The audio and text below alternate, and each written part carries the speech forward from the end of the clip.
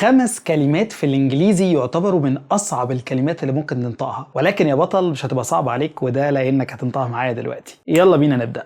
اول كلمة معانا هي كلمة squirrel. squirrel عشان تنطقها صح حط هنا صوت الو سكوا سكوا، وهنا حط صوت الشوا squirrel. هنا الاكس بتنطق ز فبنقول زايلوفون.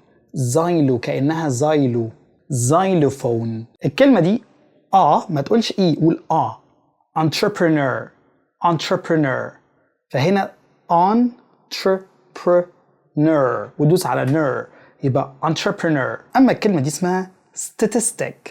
statistic قسمها statistics ودوس على الحتة اللي في النص فتبقى statistics. واخيرا معانا الكلمة دي اللي تبان سهلة بس هي للأسف سهنة كده في نفسها world. world يبقى world.